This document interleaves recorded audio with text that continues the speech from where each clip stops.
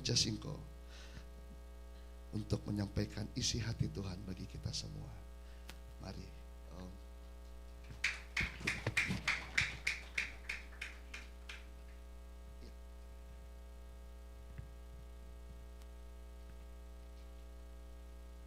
Ada haleluya saudara-saudara.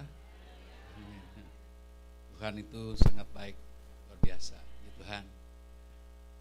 Saya mengucap syukur kepada Tuhan, terima kasih kepada Tuhan, terima kasih kepada gembala saudara yang memberikan kesempatan buat saya untuk menyampaikan kebenaran firman Tuhan. Ini kali ketiga saya berkunjung di New York ini, dan sudah pernah melayani di waktu yang lalu. Sekarang saya bertemu dengan saudara sekalian. Puji Tuhan, Allah itu luar biasa. Kita sekarang berada pada akhir zaman.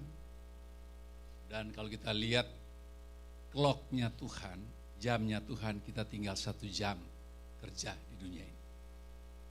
Jadi kita harus kerja dengan sungguh-sungguh supaya pada waktu sangkakala berbunyi, saudara saya didapati orang yang setia di dalam Tuhan. Tinggal 1 jam, sebentar lagi akan datang jam 6, kegelapan akan menutupi bumi, tapi berbahagialah orang yang berharap kepada Tuhan. Haleluya, puji Tuhan. Mari kita membuka Alkitab kita di dalam Matius pasal yang ke-24, ayat 1 sampai dengan ayat yang ketiga. Kita baca sama-sama 3 ayat ini. Sudah dapat semua? Matius 24 ayat 1 sampai 3. Kita baca sama-sama 2, 3. Sesudah itu Yesus keluar dari bait Allah, lalu pergi, maka datanglah murid-muridnya dan menunjukkan kepada bangunan-bangunan bait Allah. Ia berkata kepada mereka, kamu melihat semuanya itu? Aku berkata kepadamu, sesungguhnya tidak satu batu pun di sini akan dibiarkan terletak di atas batu yang lain, semuanya akan diruntuhkan. Ketika Yesus duduk di atas bukit Bait Zaitun, datanglah murid-muridnya kepadanya untuk berkata sendirian dengan dia. Kata mereka, katakanlah kepada kami, bila manakah itu akan terjadi, dan apakah tanda kedatanganmu dan tanda kesudahan dunia? Silakan duduk, terima kasih.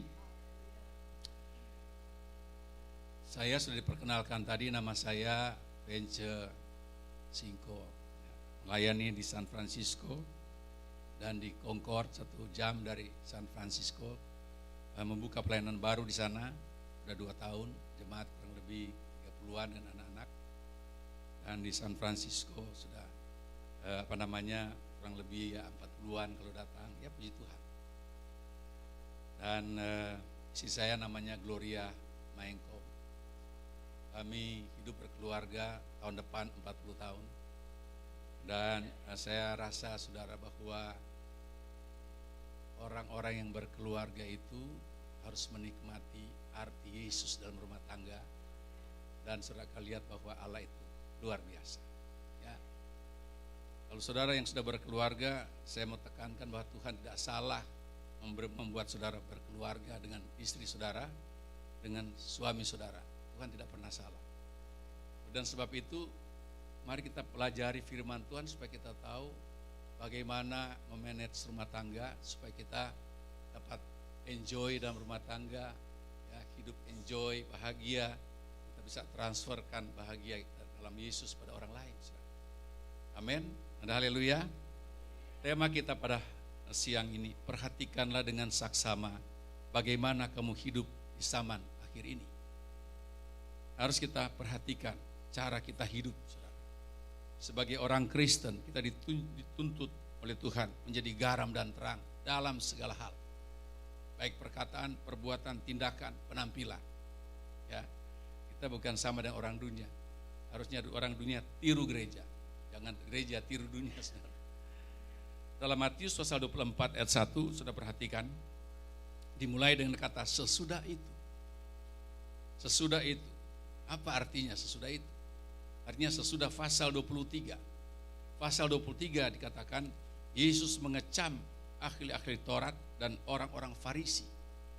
Kenapa dia mengecam orang-orang ini orang-orang ahli-ahli Alkitab, ahli-ahli Taurat? Kenapa dikecam oleh Tuhan? Kenapa Tuhan menegur mereka? Kenapa Tuhan mengoreksi mereka, mengingatkan mereka?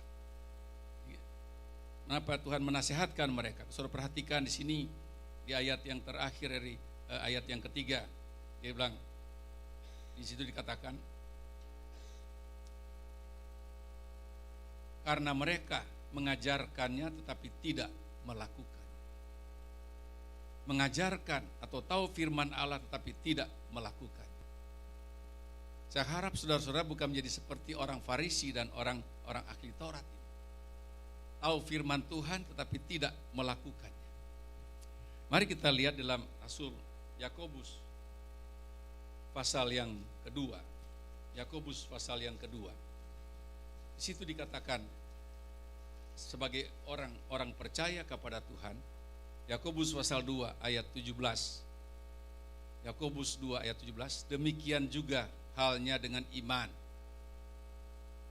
Jika iman itu tidak disertai perbuatan, maka iman itu pada hakikatnya adalah mati. Orang Kristen yang punya iman tetapi tidak melakukan firman Tuhan di hadapan Tuhan dan dunia, dia adalah mati. Apa artinya mati? Tidak berguna di hadapan Tuhan. Tidak berguna bagi masyarakat dunia. Kita tidak menjadi berkat bagi orang dunia. Melakukan firman Allah sangat penting di hadapan Tuhan. Kalau kita tidak tahu tapi tidak melakukan, itu salah besar di hadapan Tuhan. Tidak heran Tuhan menegur orang-orang ahli Taurat dan orang Farisi, sebab mereka tahu firman Tuhan tapi tidak melakukannya. Ayat 22, kamu lihat bahwa iman bekerja sama dengan perbuatan-perbuatan, dan oleh perbuatan-perbuatan itu iman menjadi sempurna. Jadi iman itu bertumbuh, saudara. Seperti benih ditanam, dia bertumbuh, dia berakar, dia berbuah. Dan buah itu tentu menyenangkan bagi yang punya iman. Jadi iman itu harus kelihatan dalam pribadi kita, dalam rumah tangga kita, kelihatan, saudara. Bagaimanapun juga, kalau kita punya rumah tangga Kristen tidak menjadi berkat, orang luar akan katakan yang mereka hina adalah Tuhan Yesus.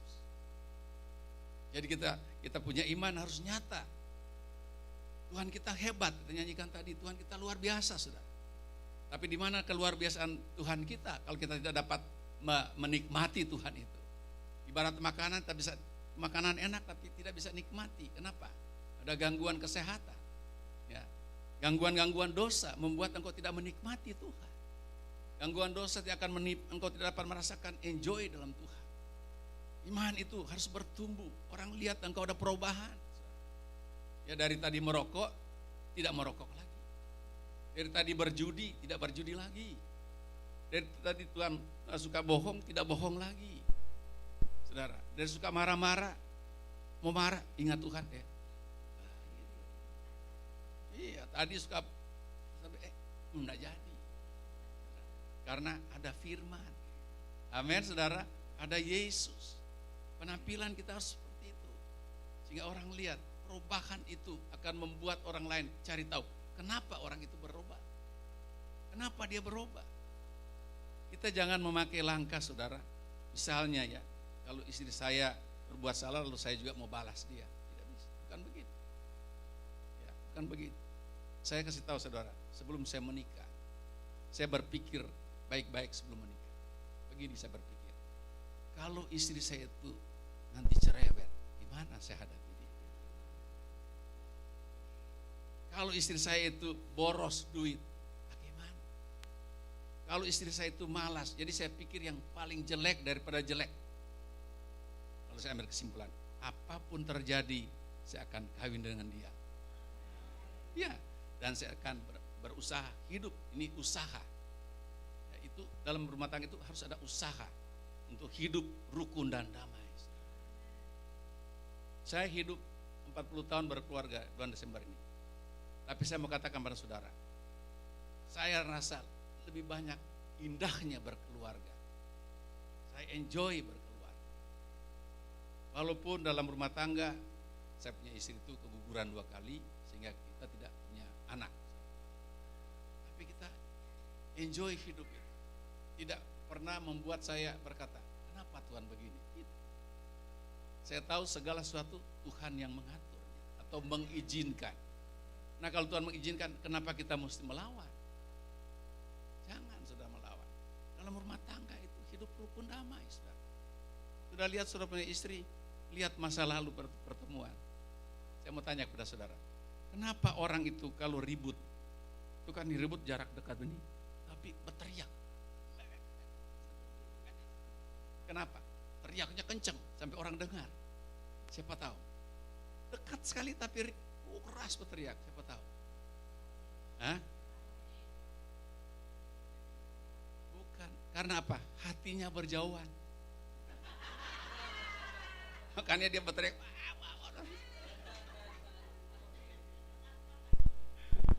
Tapi saudara perhatikan, waktu pacaran, berteriak kan waktu pacaran.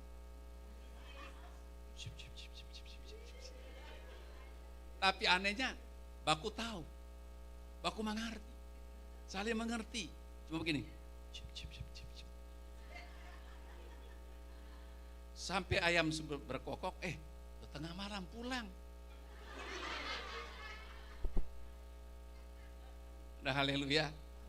Kenapa mereka itu bisa itu kedengaran? Sebab hatinya dekat. Ada haleluya. Tepuk tangan bagi Tuhan, saudara. Haleluya. Ya, saya heran lihat orang berkeluarga punya anak tarete-rete, kata orang Spanyol Utara bilang. Tarete-rete. Tapi bisa punya ribut. Apa sih yang diributin? Saya pikir, apa? Ya, saya heran, saudara. Saya berpikir saya heran. Saya lihat. Dan kita lihat bahwa kita harus perhatikan dengan saksama bagaimana kita hidup. Hidup ini pendek, nggak panjang. Paling panjang kita hidup 100 tahun. Sesudah itu, bye-bye dunia ini. Kemana? Neraka atau surga? Nggak ada yang tengah-tengah. Oh, saya nggak mau Tuhan ke neraka. Saya nggak mau ke surga. Saya mau di tengah-tengah aja. Nggak ada. Neraka atau surga.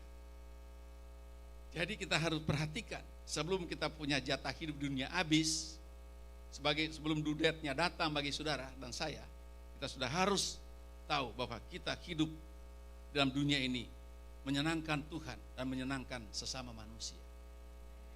Engkau akan lihat bahwa engkau akan dipanggil oleh Tuhan dan engkau akan melihat sorga yang abadi. Jadi dalam Matius pasal 24 ayat 1, sesudah Yesus menegur akan orang-orang Farisi dan akan orang-orang ahli Taurat, maka karena mereka itu, dia tegur karena mereka tidak melakukan firman Tuhan, saudara. Maka kita membaca selanjutnya,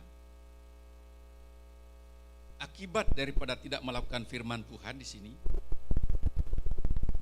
ayat 24, Matius 24 ayat 1. Maka keluarlah Yesus dari bait Allah. Keluarlah Yesus dari bait Allah. Kenapa dia tinggalkan bait Allah? Sebab dia dapati orang-orang itu tidak beribadah kepada Tuhan dalam bentuk melakukan firman Tuhan. Dia dapati bahwa orang-orang itu tidak melakukan seperti yang Tuhan inginkan. Kalau itu jadi bagi kita sekarang ini, bait Allah sekarang adalah saudara dan saya, gereja Tuhan. 1 Korintus pasal yang ketiga ayat 16 berkata, 1 Korintus pasal 3 ayat 16 berkata, tidak tahukah kamu bahwa kamu adalah rumah Allah dan roh Allah diam di dalam kamu. Sekarang Allah keluar dari bait Allah. Sebab dia dapati orang-orang itu tidak melakukan firman Tuhan. Kalau datang pada kita sekarang, kalau kita tidak punya Yesus dalam hidup ini, kalau kita tidak punya firman dalam hidup ini, maka tidak ada Tuhan dalam hidup kita ini. Sekalipun kita memakai salib di kuping, di kantong, bagaimana? Apa artinya itu kalau tidak ada Yesus dalam hidup kita ini? Tidak heran pada waktu dia tinggalkan, Yesus keluar dari bait Allah. Saya harap supaya kita periksa hidup kita supaya jangan-jangan Yesus sudah keluar. Tanda-tanda Yesus keluar dari seseorang, saudara lihat. Baik dalam pribadinya, dalam keluarganya, kelihatan. Ada sesuatu yang aneh. Kenapa? Yesus tidak ada dalam hidup. Yesus tidak dalam rumah tangga itu. Oleh karena itu saudara, kita harus perhatikan hidup kita. Setelah Yesus menegur para ahli Taurat dan orang Farisi, ayat 1, Yesus keluar dari bait Allah dan datanglah murid-muridnya dan menunjuk kepada bangunan bait Allah. Menunjuk kepada bangunan bait Allah. Setelah Yesus keluar, datanglah murid-murid Tuhan. Tuhan, bait Allah ini bagus sekali. Bait Allah ini indah sekali. Bait Allah ini luar biasa. Bait Allah ini kalau dilihat dari penampilannya mahal. Begitulah penampilan orang-orang Kristen yang tidak ada Tuhan. Banyak harta dan segala macam, tapi tidak ada Tuhan. Tuhan keluar. Tuhan katakan, jawab Tuhan di dalam ayat yang kedua. Yesus berkata kepada murid-muridnya, kamu melihat semuanya itu? Aku berkata kepadamu, sesungguhnya tidak satu batu pun di sini akan dibiarkan terletak di atas batu yang lain. Semuanya akan diruntuhkan. Semuanya akan diruntuhkan.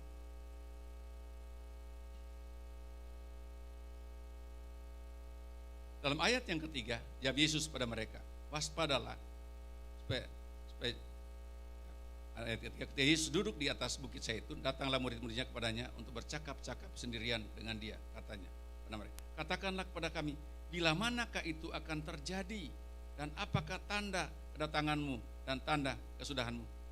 Kapankah bait Allah itu akan diruntuhkan? Jadi Yesus menjawab akan murid-muridnya, dia sebagai satu nubuatan bahwa bait Allah itu satu waktu akan diruntuhkan.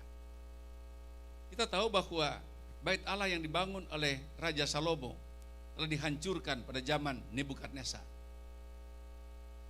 Kemudian direnovasi bangunan itu oleh Raja Herodes. Itulah bangunan yang ditunjuk oleh murid-murid Tuhan. Lalu saudara, jadi Tuhan nubuatkan bahwa tidak ada satu batu yang tersusun di atas batu yang lain.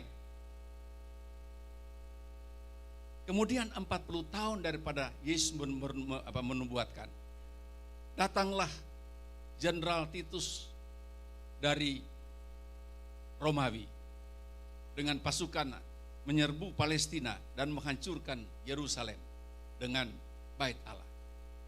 Jadi bait Allah pertama dan bait Allah kedua telah dihancurkan. Jadi bangsa orang-orang yang ada di Israel sekarang tidak punya bait Allah lagi. Tidak punya bait Allah lagi. Ada sekarang pemikiran bahwa bait Allah ketiga akan dibangun di Israel. Tapi Alkitab berkata tidak akan mungkin lagi bait Allah yang ketiga dibangun. Sekalipun sudah ada bilang sudah disediakan barang ini barang itu dan sudah dilatih orang-orang yang akan melakukan korban-korban pada waktu bait Allah ketiga akan dibangun. Alkitab tidak menceritakan lagi akan dibangun bait Allah secara gedung yang ketiga. Bait Allah yang ketiga adalah gereja Tuhan. Gereja Tuhan. Bait Allah yang ketiga adalah gereja Tuhan. Siapakah bait Allah itu? Saudara saya. Saya sudah katakan tadi 1 Korintus 3 ayat 16, tidak tahukah kamu bahwa kamu adalah bait Allah. Amin. Dan di dalam bait Allah itu adalah roh Allah. Bukan bicara gedung lagi. Allah tidak suka lagi tinggal di gedung. Semewah apapun gedung itu, Allah mau tinggal dalam hati umat yang percaya kepada Tuhan. Jadi tidak ada lagi akan dibangun bait Allah yang ketiga. Saudara tahu gunanya bait Allah. Zaman Raja Salomo dan zaman Herodes, orang-orang Israel, mereka membawa korban berdasarkan pelajaran tabernakel.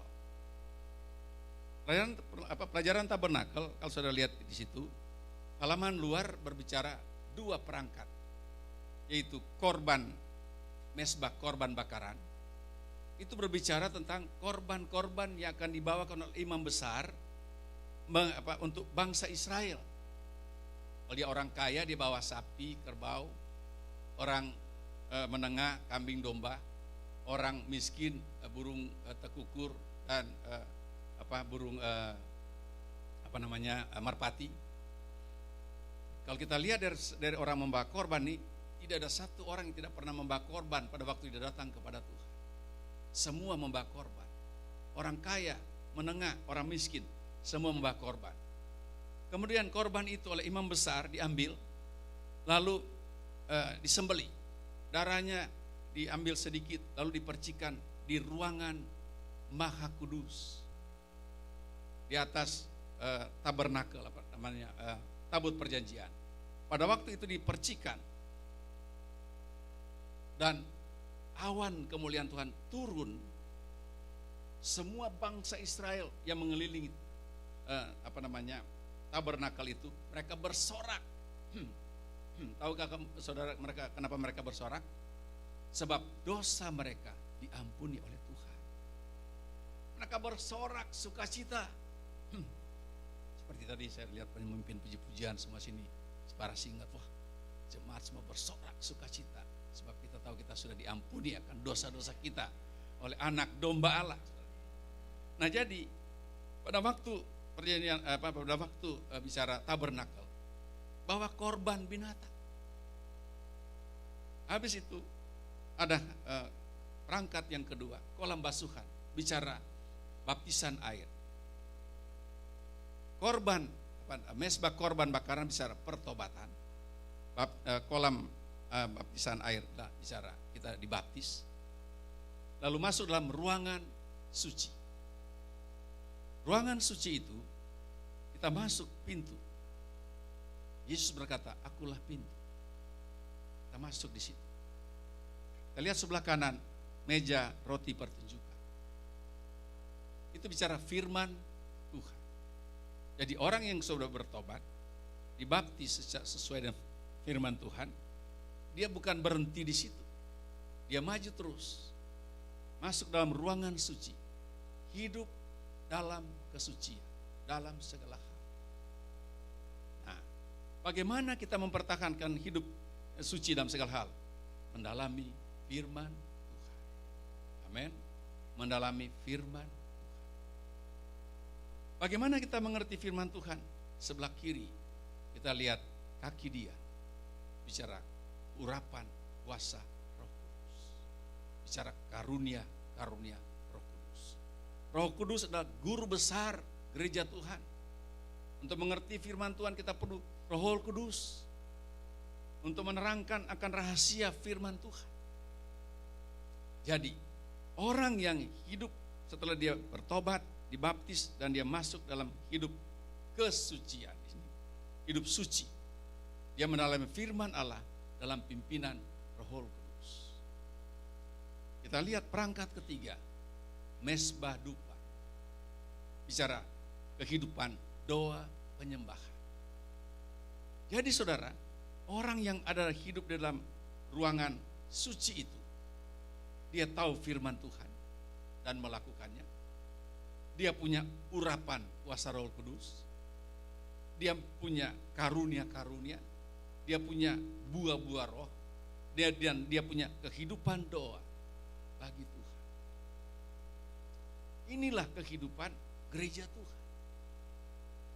Inilah saudara. Nah, kalau kita tidak mempunyai 3 perkara ini, Yesus akan keluar dari kita. Tidak heran banyak orang-orang frustasi, bunuh diri. Banyak rumah tangga berantakan. Salah siapa? Bukan salah Tuhan. Tuhan sudah memberikan petunjuk. Kalau orang mati lapar, bukan Tuhan yang salah, dia mati karena tidak makan. Benar saudara? Kalau dia makan, dia tidak mati. Demikian juga saudara, secara rohani. Kalau kita mati tapi punya rohani, kita bisa frustasi, bisa bunuh diri, bisa ribut dalam rumah tangga, bisa tendang sana tendang sini, bisa kebun binatang bisa keluar. Kalau kau punya firman, punya Roh Kudus, dan kau punya kehidupan doa, suami istri anak-anak berdoa, saya yakin dan percaya firman Tuhan tidak pernah salah. Ya. Tidak akan ada perceraian dalam rumah tangga. Tidak akan kawin lagi. Nggak ada. Satu kali. Kita pegang firman Tuhan satu kali. Kecuali dia sudah mati, Tuhan bilang ya, bolehlah. Dia belum mati, kita nantang Tuhan.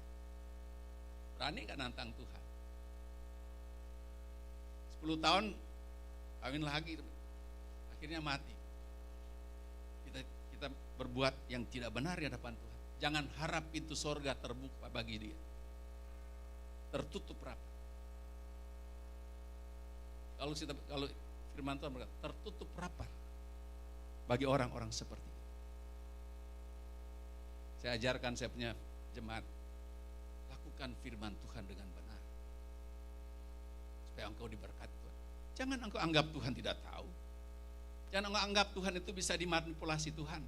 Saya kasih perpuluhan Tuhan ya, pokoknya beres. No way. Tuhan mau engkau benar enggak? Engkau punya firman, engkau punya roh, punya kehidupan doa atau tidak? Tuhan tidak bisa disogok. Dan Tuhan tidak tergantung dari banyaknya orang. Tuhan sangat tergantung dengan hati yang mau menyembah kepada Tuhan. Hati yang terbuka bagi Tuhan. Di Alkitab kan dikatakan orang 7 kali kawin. Tuhan bilang, yang ada di rumahmu itu bukan lakimu. Kita harus periksa diri. Firman Tuhan itu ya dan amin. Tidak di tengah-tengah. Kalau kita salah, kita datang pada Tuhan, oke, zaman kemurahan, pengampunan berlaku. Zaman kemurahan berlaku. Kalau kita sadar kita salah, oh Tuhan saya salah, ampuni aku Tuhan. Kembali, back to the Bible, kembali kepada firman Tuhan. Sebelum engkau punya nafas dicabut oleh Tuhan, kembali kepada Tuhan. Hidup benar di hadapan Tuhan.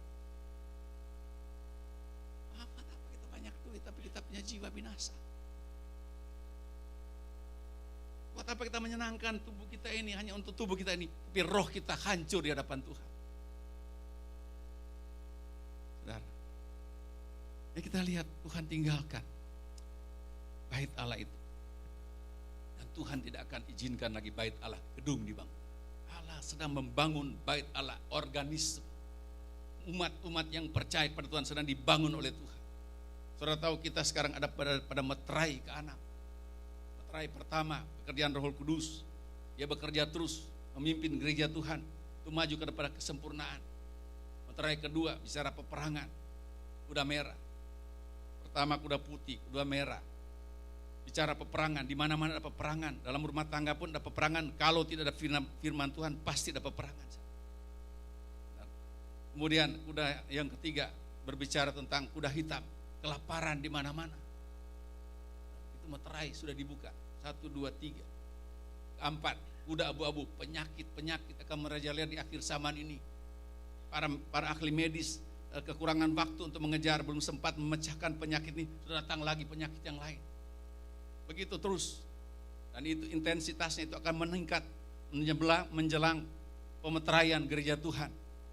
Pencurahan Roh Kudus 2 kali ganda sudah di ambang pintu. Menyertai pencurahan Roh Kudus pertama di Kamar Loteng hampir 2000 tahun yang lalu. Akhir zaman ini antara mendekati akhir meterai ke-6 akan dicurahkan Roh Kudus 2 kali ganda. Roh Kudus pertama di Kamar Loteng, Roh Kudus kedua tahun 1901 di Azusa Los Angeles dicurahkan. 1 dan 2 ini akan dicurahkan di akhir pada meterai ke-6. Untuk apa?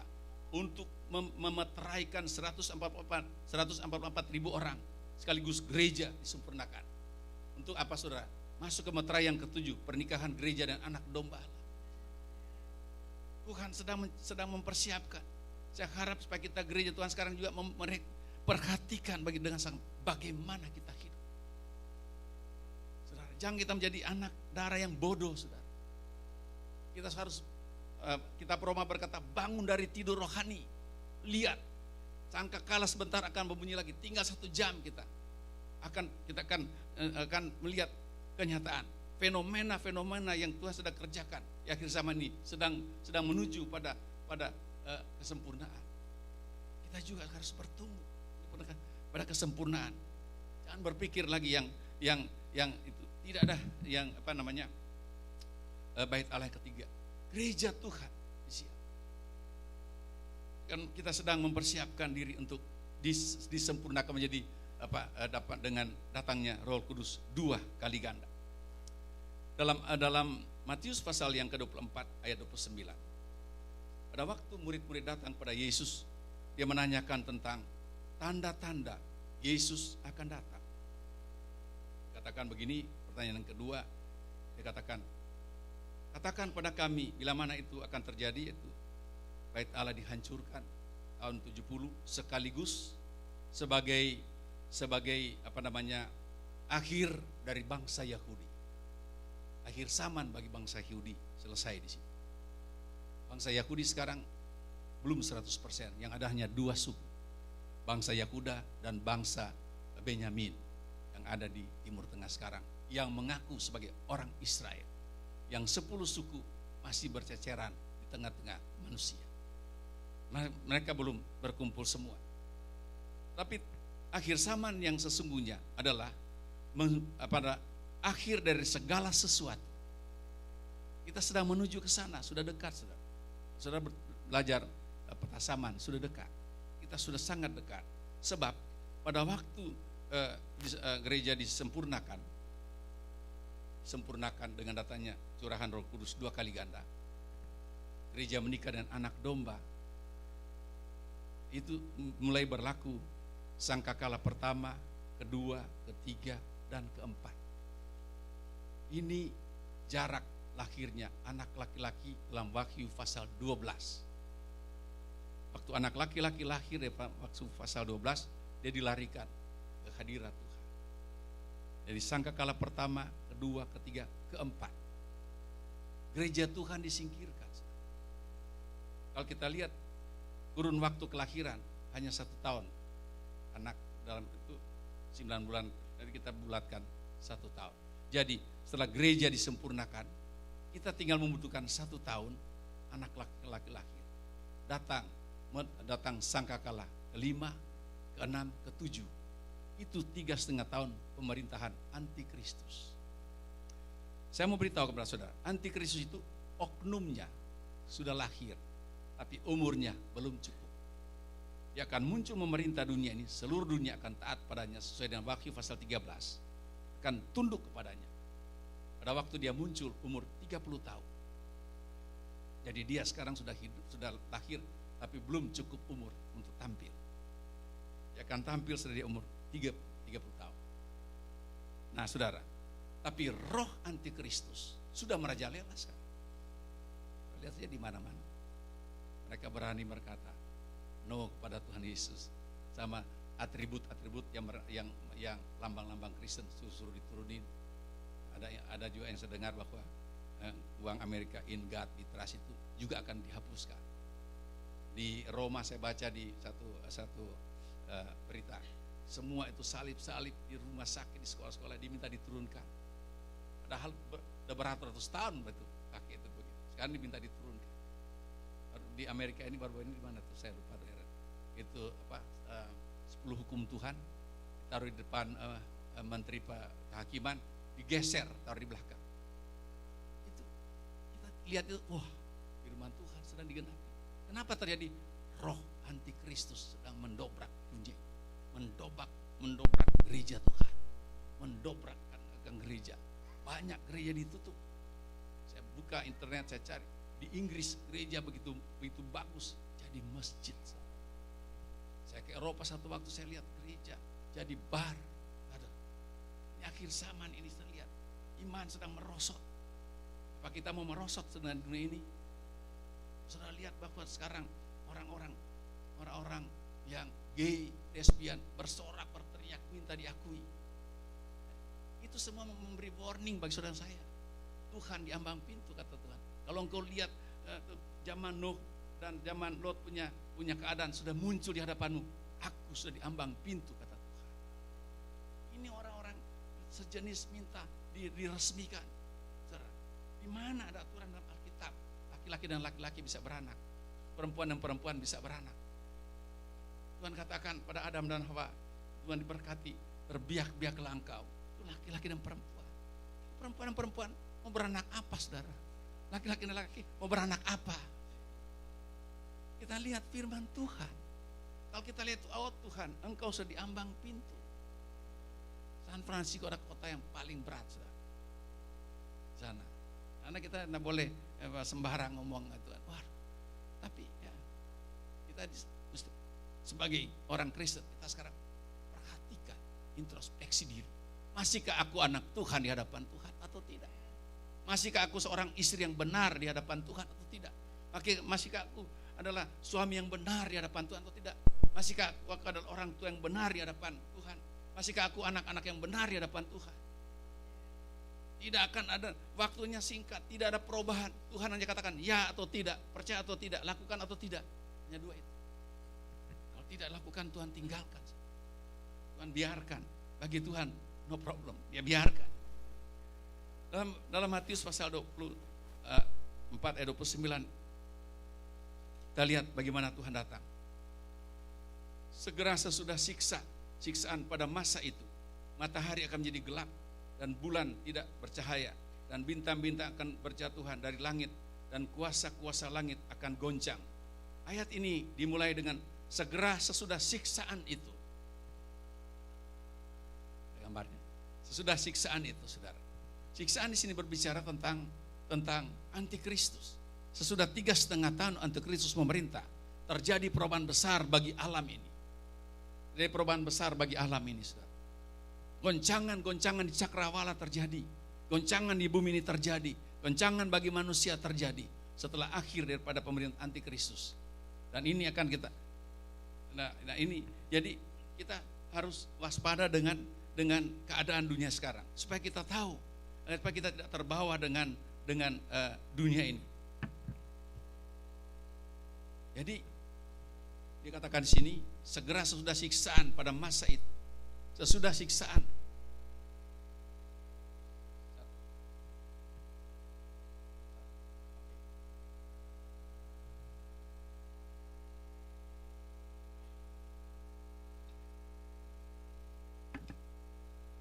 Lihat.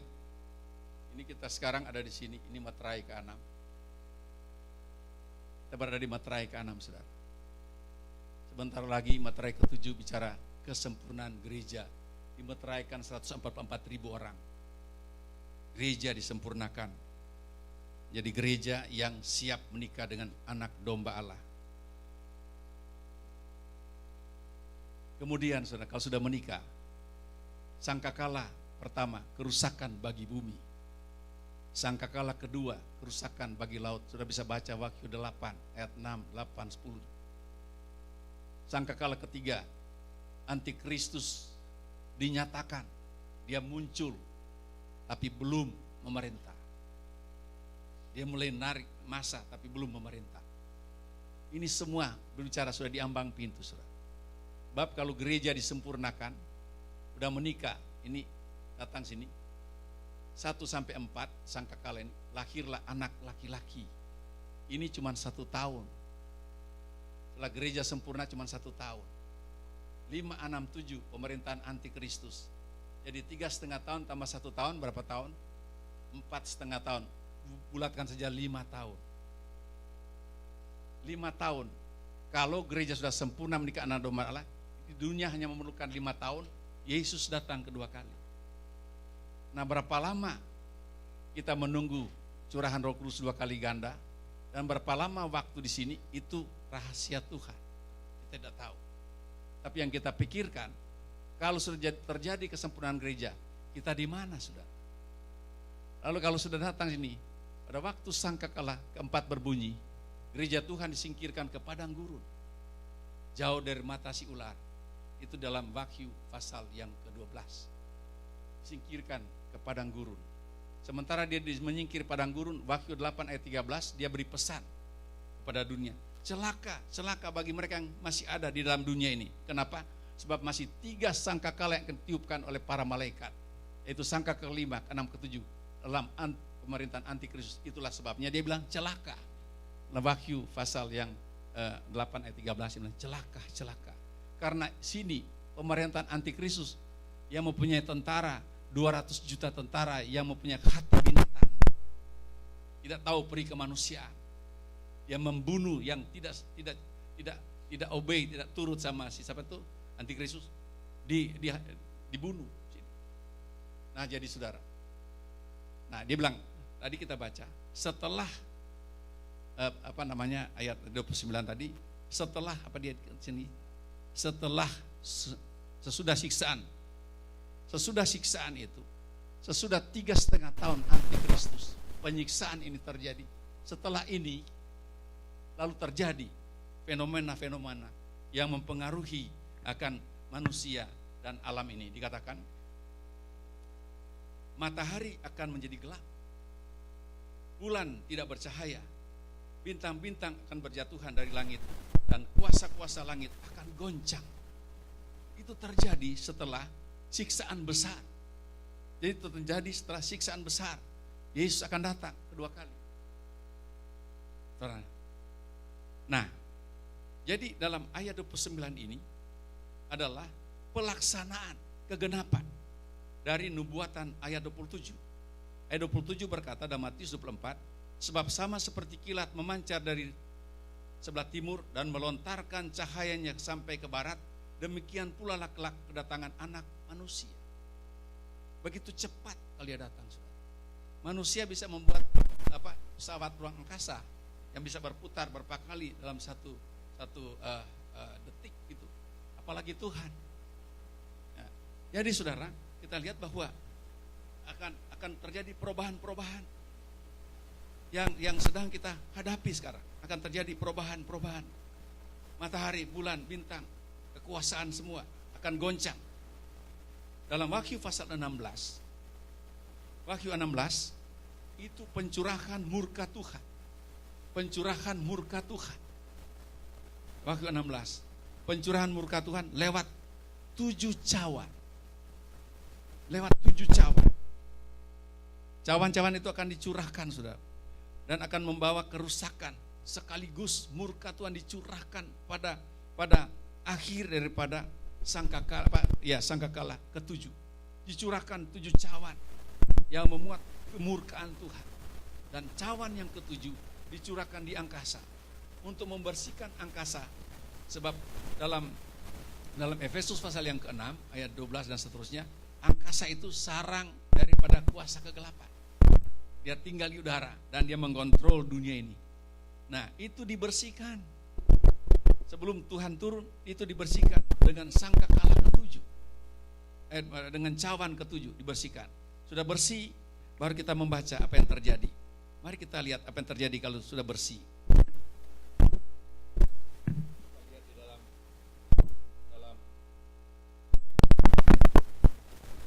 Tesalonika pasal 4 ayat 16. 1 Tesalonika pasal 4 ayat 16, tapi sebelumnya saya baca dulu ayat yang ke-31. Dan Yesus akan menyuruh keluar malaikat-malaikatnya dengan meniup sangkakala yang dahsyat bunyinya, dan mereka akan mengumpulkan orang-orang pilihannya dari keempat penjuru bumi dan ujung langit yang satu ke ujung langit yang lain. Jadi Yesus memerintahkan malaikat untuk mengumpulkan orang-orangnya, baik yang mati maupun yang hidup. Bagaimana caranya? 1 Tesalonika pasal 4 ayat 16. 1 Tesalonika pasal 4 ayat 16 berlaku. 1 Tesalonika 4 ayat 16, dia berkata begini, sebab pada waktu tanda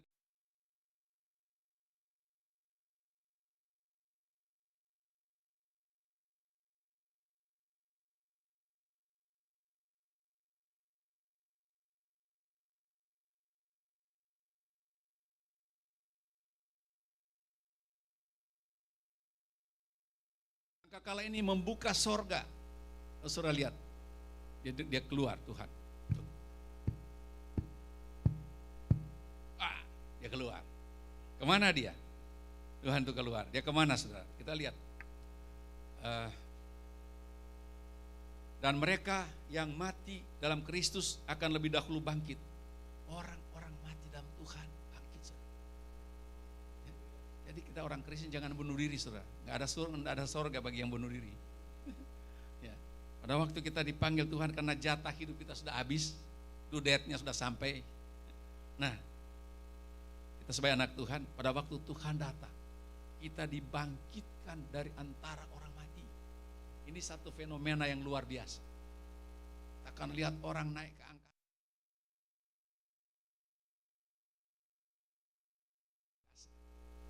Ada haleluya saudara. Dia naik ke angkasa. Mati. Hidup kembali.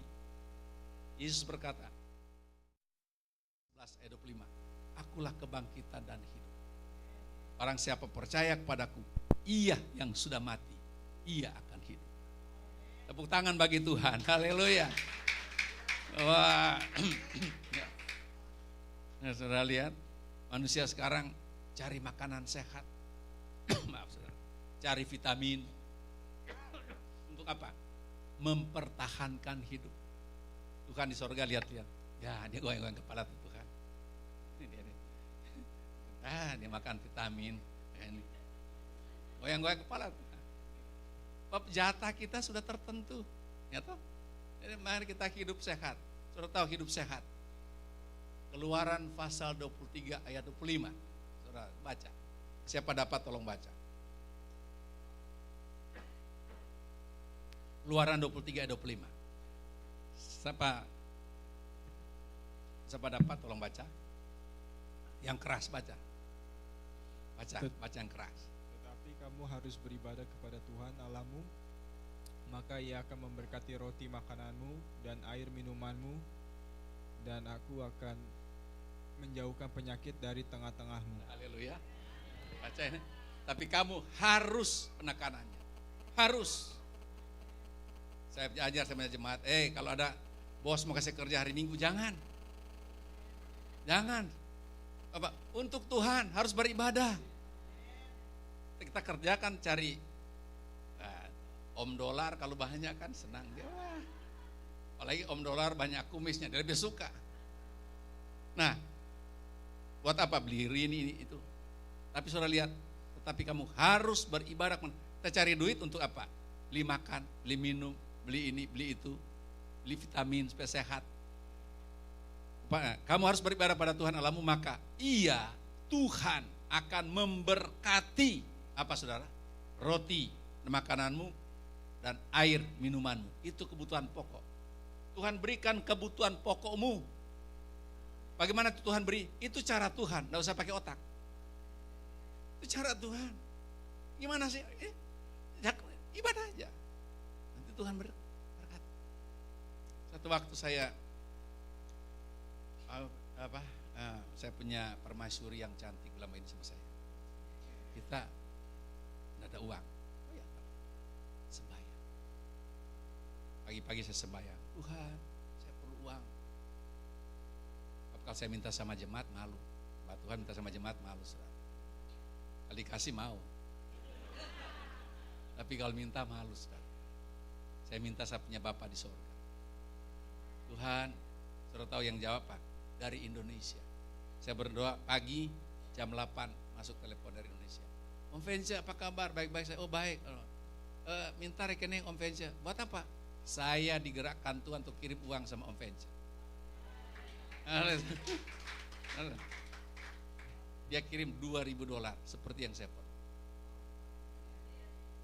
Tuhan beribadah. Apa yang kau perlu Tuhan tanggung jawab. Keperluan tugas kita beribadah. Tugas Tuhan memberkati. Jadi kalau kita tidak beribadah berarti kalau tidak beribadah tidak diberkati. Kemudian, dan aku akan menjauhkan penyakit dari tengah-tengahmu. Ada haleluya. So makan enak, hidup sehat lagi. Itu kerjaan kalau engkau beribadah kepada Tuhan yang menjadikan langit dan bumi. Allah El Shaddai, Allah Maha Kuasa. Haleluya. Kalau engkau berutamakan Tuhan, Tuhan tidak akan permalukan engkau, saudara. Itu dalam Roma pasal 10 berkata begitu. Tuhan tidak akan permalukan. Barangkali saudara pikir, saya cuma itu, saya bacakan bagi saudara. Roma pasal 10 itu dia bilang Tuhan tidak akan permalukan orang-orang yang percaya dan beribadah kepada Tuhan. Dikatakan di dalam Roma pasal 10 ayat yang ke-13, sebab barang siapa yang berseru kepada nama Tuhan akan diselamatkan. Ayat 10 katakan, karena kitab suci berkata barang siapa yang percaya kepada Dia tidak akan dipermalukan. Tuhan tidak akan permalukan. Karena engkau adalah anak Tuhan, anak raja. Tuhan kita adalah Allah yang maha kuasa. Haleluya. Saya akan datang pada bagian terakhir, saudara. Nah, waktu. Jadi dalam 1 Tesalonika pasal yang keempat tadi, setelah giliran orang-orang mati dibangkitkan, sekarang giliran orang yang hidup. Ayat 17. Sesudah itu, kita yang hidup, yang masih tinggal akan diangkat bersama-sama dengan mereka dalam awan. Jadi Tuhan ada di awan, itu sebabnya cawan ketujuh dicurahkan di awan, bersihkan angkasa ini. Sebab Tuhan akan turun di angkasa. Tuhan tidak akan langsung turun ke bumi, masih di angkasa. Menyambut siapa? Menyambut orang-orang mati dalam Tuhan yang datang. Dan menyambut orang dirubah menjadi, jadi dia tidak mengalami kematian lagi, dirubah mempunyai tubuh kebangkitan. Jadi begitu sampai ke atas, baik yang mati maupun hidup ketemu dengan Tuhan di angkasa. Kemudian saudara, kita turun kemana? Ke 1000 tahun damai. Itulah sebabnya kita disebut sekarang akhir zaman. Sebab sesudah Yesus datang kedua kali tidak ada zaman lagi. Yang ada 1000 tahun damai. Masih di dunia ini. Masih di dunia ini. Tapi tidak ada lagi yang tersesat karena si penyesat Tuhan sudah hukum. Dan tidak ada lagi yang tergoda karena si penggoda sudah dihukum. Yang ada Yesus Raja Damai. Haleluya. Dia akan memerintah di 1000 tahun damai. Bukan main kalau kita ada dalam 1000 tahun damai, saudara. Berarti 1000 tahun damai itu adalah kesempatan terakhir kita di dunia ini. Dan nanti saudara lihat, langit dan bumi baru, kata Wahyu pasal 21, dan dia turun seperti dia turun dan ibarat lift terbuka dari 1000 tahun damai punya pintu terbuka. Kita masuk dalam 1000 tahun, kita masuk dalam sorga, hidup kekal sampai selama-lamanya. Jadi dalam 1000 tahun damai itu, saudara dan saya sudah dipastikan masuk sorga. Oleh dan sebab itu setia dalam Tuhan. Oh lama ya 1000 tahun damai. Satu hari Tuhan, 1000 tahun manusia. Jadi bagi Tuhan pendek. Bagi manusia kan panjang 1000 tahun. Bagi Tuhan pendek, saudara. Hanya 1 hari. Jadi kita hanya 1 hari. 1 hari Tuhan di dunia, kalau kita masuk dalam sorga. Segala puji bagi Tuhan. Oleh karena itu, Efesus pasal yang kelima. Efesus pasal yang kelima. Dengar baik-baik apa dikatakan. Efesus pasal yang kelima, ayat 15, 16, 17, dia berkata begini.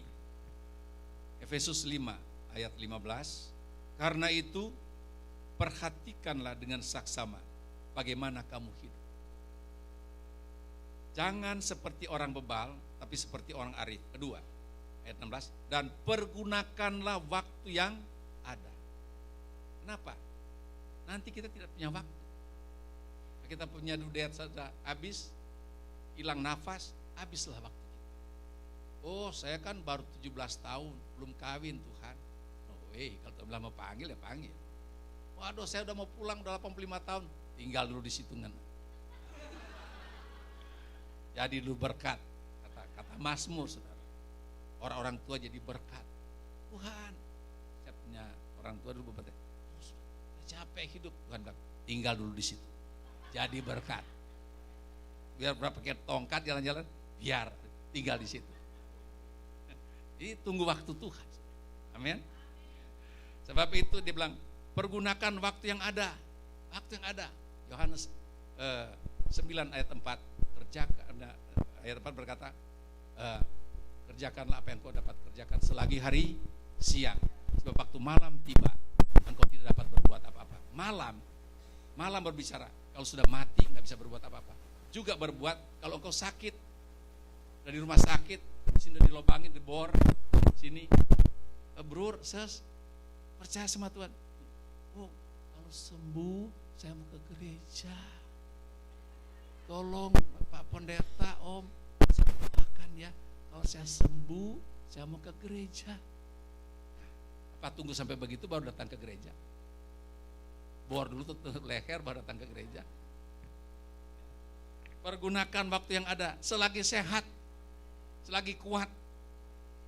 Saudara-saudara, saya serahkan pada Tuhan seluruh sisa hidupku. Tak sisa kasih sama Tuhan. Tapi namanya Tuhan, apa sisa pun oke lah kata Tuhan.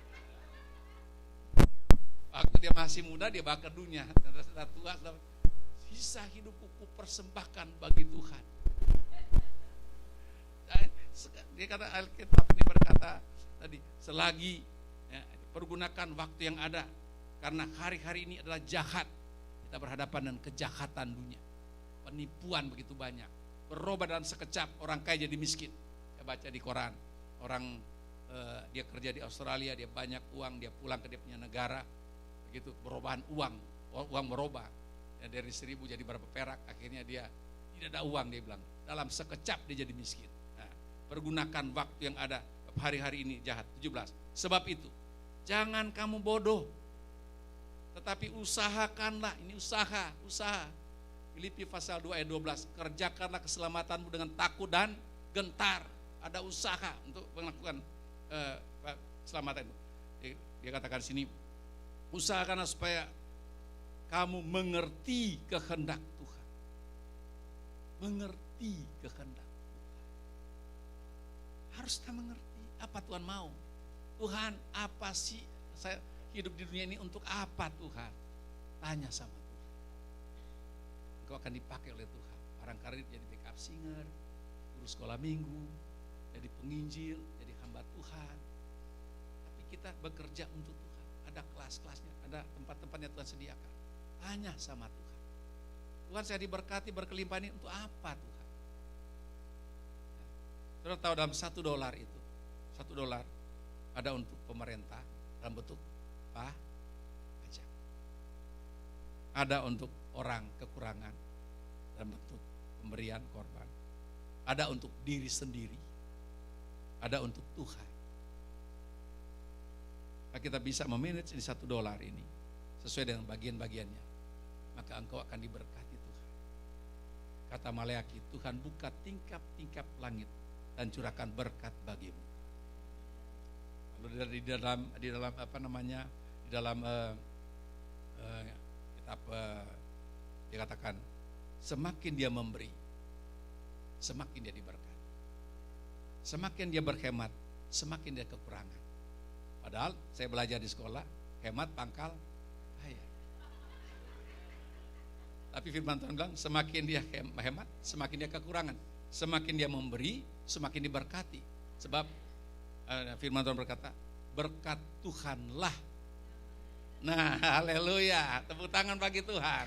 Haleluya. Mari kita berdiri bersama-sama, saudara. Kita akan masuk dalam doa. Kita perlu kuasa Roh Kudus. Nyanyikanlah, peganglah tangan Roh Kudus. Haleluya bagi Tuhan. Tuhan memberkati saudara semua. Amin. Kita berdiri, kita nyanyikan, peganglah tanganku Roh Kudus. Setia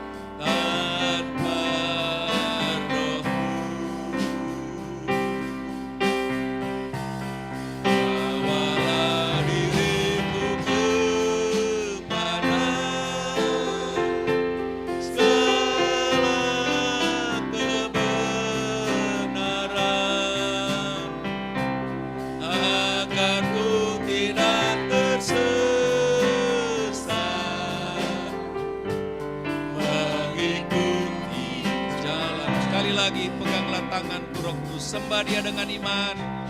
Peganglah tanganku Roh Kudus setiap hari. Ku tak dapat jalan sendiri tanpa Rohmu. Amin, amin, haleluya. Bawalah diriku kepada segala kebenaran, agar ku tidak tersesat mengikuti jalan. Kekasih dalam Tuhan, firman Tuhan telah kita dengar.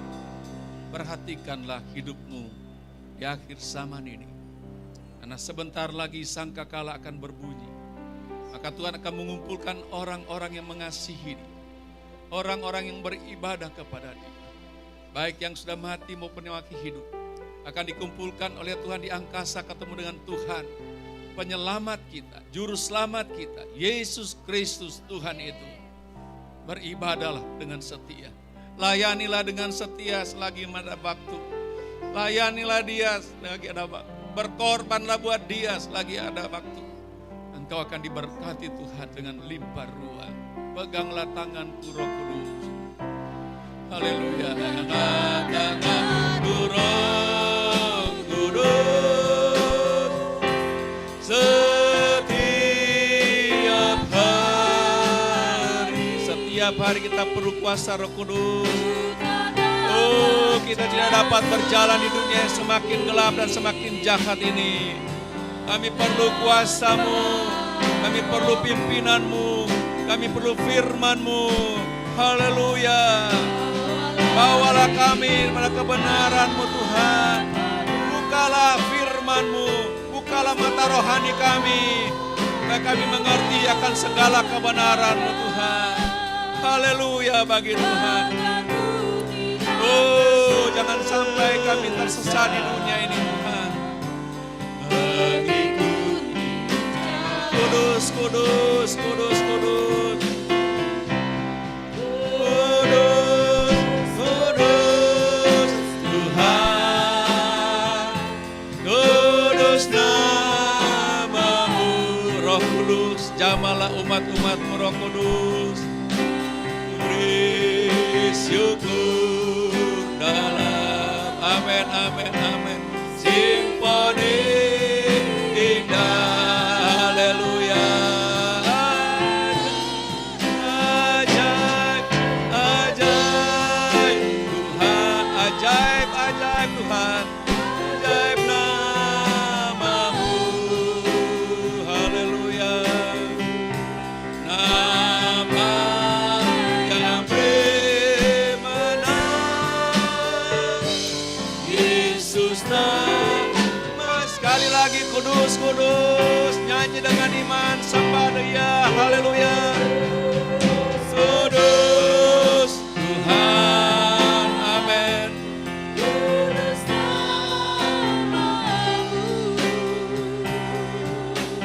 Engkau kudus, kami beri syukur dalam simfoni, dalam pujian penyembahan kami. Ajaib, ajaib, Engkau Allah yang ajaib, Engkau Tuhan, ajaib, ajaib nama-Mu. Nama yang dimenang, amin, Yesus, Yesus namanya. Sekali lagi katakan kudus, kudus. Benar Tuhan, Engkau adalah Allah yang kudus. Kami mau hidup dalam kekudusan. Kami mau lihat cara hidup kami. Kami beri syukur dalam kekudusan. hidup kami harus kudus, karena Engkau Allah yang kudus. Ini kerinduan kami. Engkau adalah Allah yang ajaib. Tidak ada yang mustahil bagi Engkau. Ajaib, ajaib Engkau.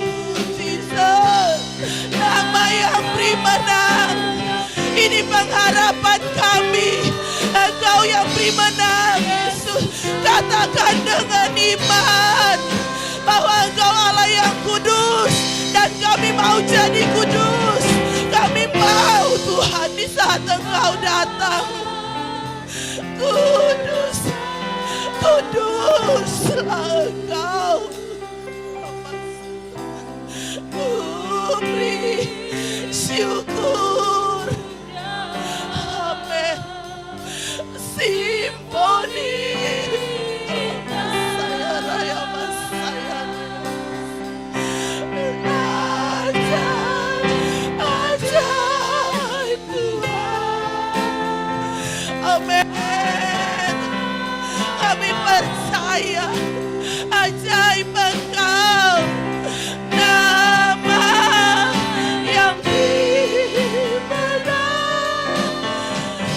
Yesus, katakan nama yang beri menang. Nama, yes.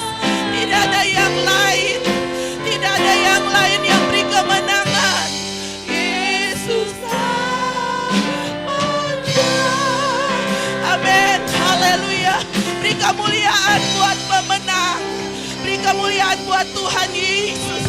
Amin, haleluya, haleluya, haleluya.